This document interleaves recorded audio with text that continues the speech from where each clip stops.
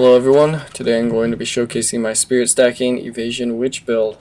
It's been a bit since my first video on this build, so I thought I'd make a new one with updates and corrections I made since then. To start off, the premise of this build is to leverage trench timber and alpha's howl to stack evasion and a spirit once you've maxed the level of your skeleton sniper's gem. So with the gear, the most important things you're going to want are trench timber, alpha's howl, and the fire flower sword amulet. For trench timber and fire flower, you can either buy these yourself or corrupt them. I usually recommend corrupting them yourself as it tends to be a little cheaper, but you'll have to calculate that on your own. It depends on the market prices of the bases at the time. For example, it cost me about 5 divine to make this, and I lucked out. It only cost me like 3 divine to make this versus the 60, 120-ish that either of these cost. To hit a +1 upgrade is about a 1% chance. So I'd calculate that based on how much you can spend per base, expecting to buy about 100 bases. If you choose to make the fire flower yourself, you're going to need to quality it to 20% fire first, and then anoint whatever passive you prefer. I did 2-pronged attack as it was rather cheap compared to something like dark entries, which drastically increases the price. And then once you have 20% to fire, you corrupt it, get the +5. Since you have a 20% to quality to fire modifiers, this takes the +5, adds another +1, puts it to +6. For the rest of your gear, you can reliably fill out your resistances with Venters and Ingenuity. So you can go for lower cold resistance rolls, since you get a huge boost to your cold resistance from Alpha's Hell, and then you can just focus on getting high rolls in your fire and lightning resistances, as I've done here. You can see I actually got a slightly lower lightning resist roll on this, so I had to make up for it by getting lightning resist on one of my rares. And then for your rares themselves, you're going to be mostly focusing on attributes, chaos resistance, and then you can get rarity or whatever extra bonuses you want, and then max life. You see here, max life, and then spirit on your body, as well as attributes, like I was saying. This specific base comes with extra chaos resistance, which helps fill that out. If you decide not to go with Bones of Earl, or however you want to pronounce this, you can put more attributes and more chaos res on your rares. Otherwise, where you're going to get a lot of your chaos resistance is actually going to be from a jewel on your tree. Let's see here if I can remember the freaking button. Head up here, jewel on your tree against the darkness. I get 3% of chaos res on all of my small passives in this radius, and that's how I fill out all of my chaos res outside of my rares. For the flask, you don't need this necessarily. I think it's very good once you have the room to spend the currency on it.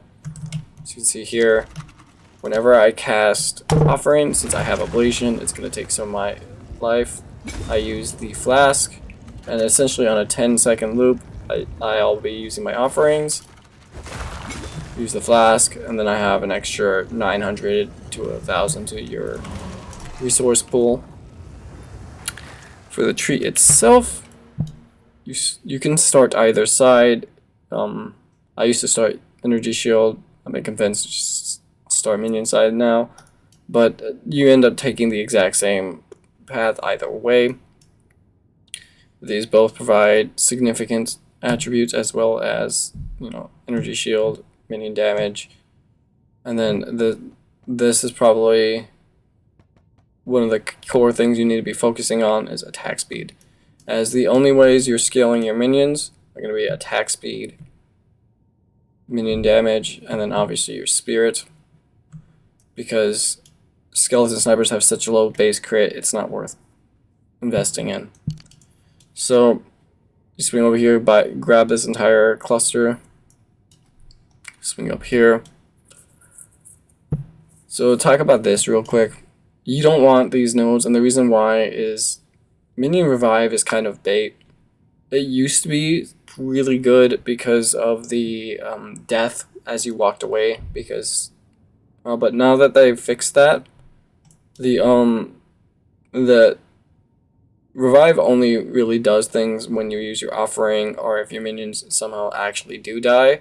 But for as much as at least I invest in resistances and life for my minions, they never really die, especially since they're all level 40 and getting these scaling boosts.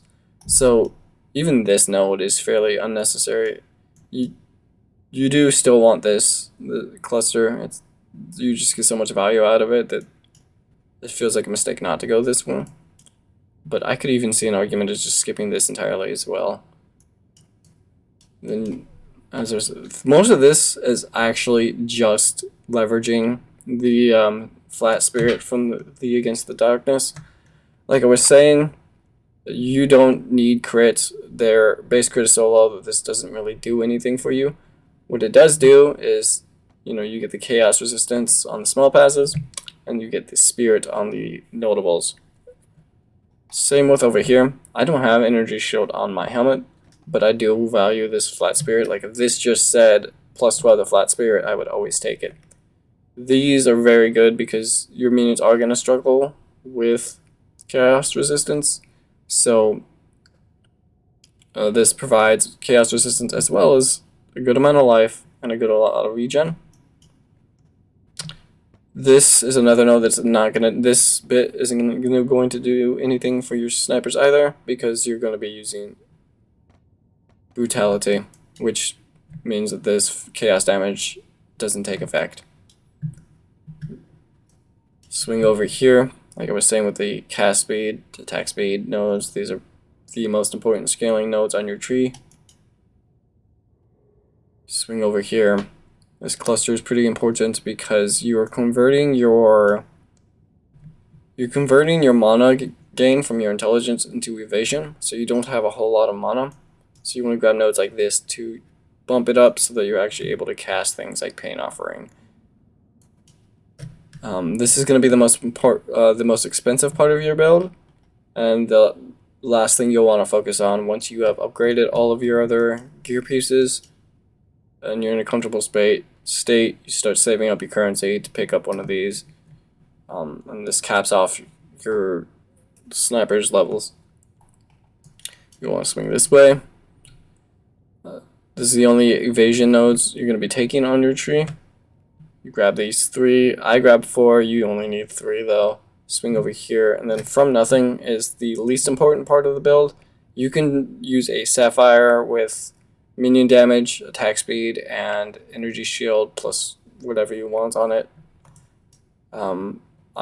I prefer this just for this node here, as this just essentially makes you immune to freeze for as much energy shield as you end up having, and then you just get a little more of a bump to your flat ES based off the evasion on your body armor. Swing up here, you're going to want 3 of these. These are fairly cheap, even with the anoints to your random attributes. Like I think I got each of these for like 2 or 3 divines each. Swing up here, more attributes, and then the largest energy shield cluster, notable on the tree. Swing this way, like I was talking about earlier. You get one of these just to convert your mana to evasion. It's a pretty huge node. You don't need to put it here if you prefer it like over here, so you can take this. This is actually pretty strong as a node, as it gives them your minions evasion, and then it gives them dexterity. I think it's like 25% of your dex, which just translates to accuracy. You don't need a whole lot of accuracy. You'll have to do it on your own builds on PoE to see how much you want. It does have a pretty substantial effect, at least getting one. Like when I was getting it, I was getting about 10% damage boost on PoE. I did in my previous video, I over-indexed in it because I was looking at it. You even could just take one of these, or just take this, and just the one node was enough to basically cap you off. I don't take them now because I have accuracy on my scepter. Swing over here, grab these, max res. Swing up here. You don't necessarily need this node either if you want to just go this way for the extra damage, because just from this this, and these three, your minions get over 70%. But with this, it just caps it out, and it just numerically, I just like the look of it. But this is probably better. You don't really need this, honestly. Swing up here, reduced reservation, swing this way. You get 75% damage just from all of these nodes, and then more elemental res.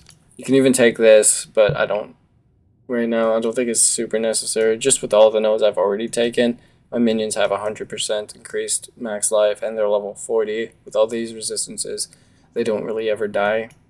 And I do Sim 4s all day, so if they're not dying in Sim 4s, I don't think that they will ever really need it. This is something that's kind of important too. Megalomaniac with dark entries. If you are a luckier or more willing to invest in the currency to do so, you can anoint dark entries on your amulet instead. But I was fairly lucky. Picked this up on trade, got mass hysteria and dark entries. So this is how I get my last level in my snipers. And that's the tree. So we can look over the skills now. So the reason why you want a rattling scepter specifically is the changes to offering recently makes it auto target. So if you look at this, oops, sorry. Click this.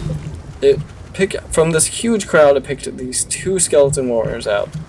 Now, while they're respawning, I do it again, and it picks out these 2 skeleton clerics.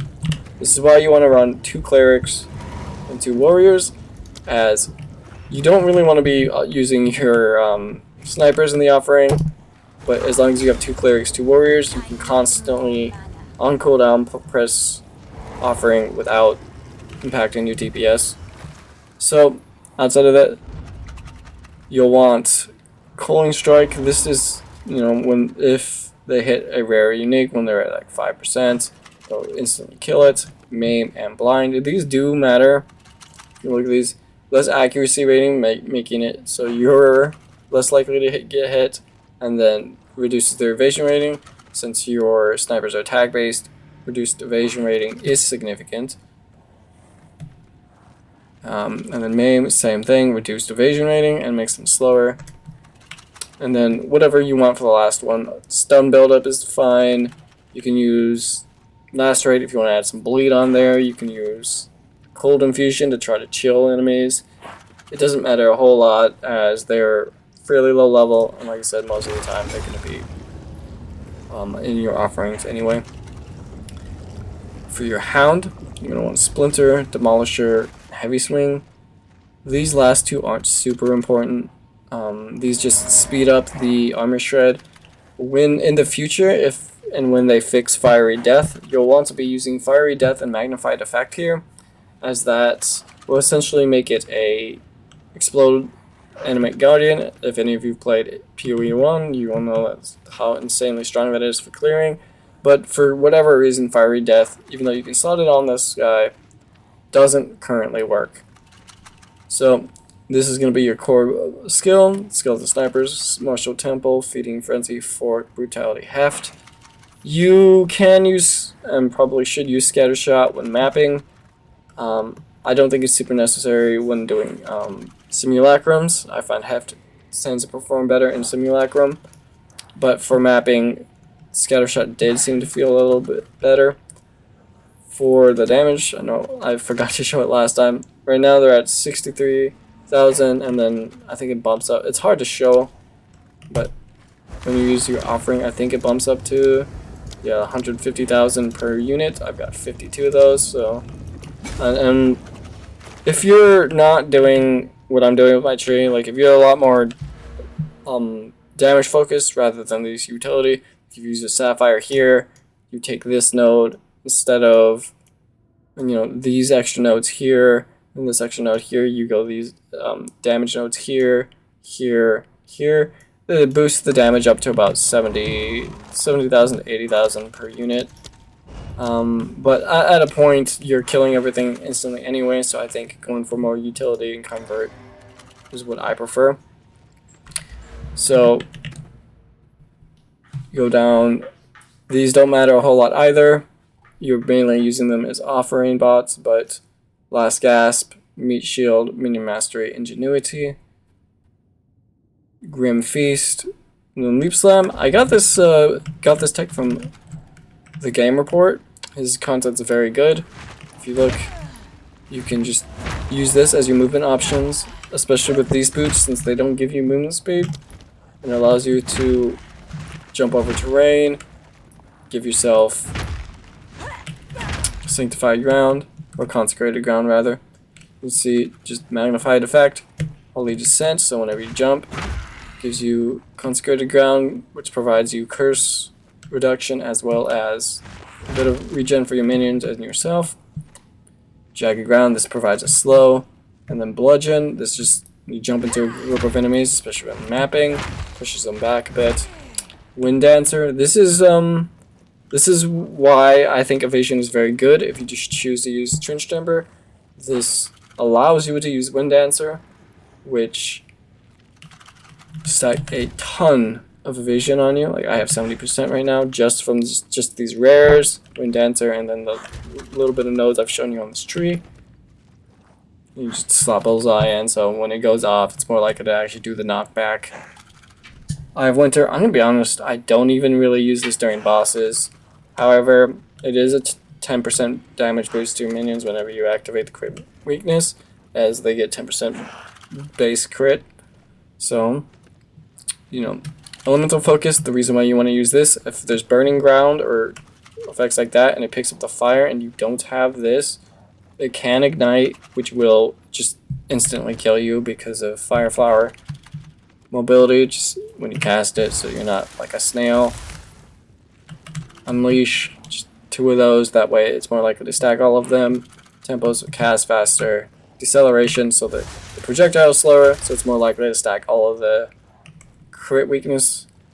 And then your final skill, your Pain Offering, Dance Macabre, Inspiration. Since you don't have a whole lot of mana and you're going to get as many levels in this as possible, you're going to want Inspiration to make up for the mana cost.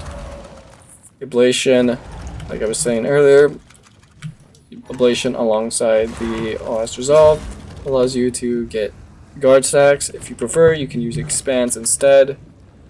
Persistence, this just makes it last a little longer. And then Font of Rage, each point of rage is another 1% attack damage. It goes up to 30, so you essentially just have another source of damage for your snipers. And that's the gist of the build. Thanks for watching.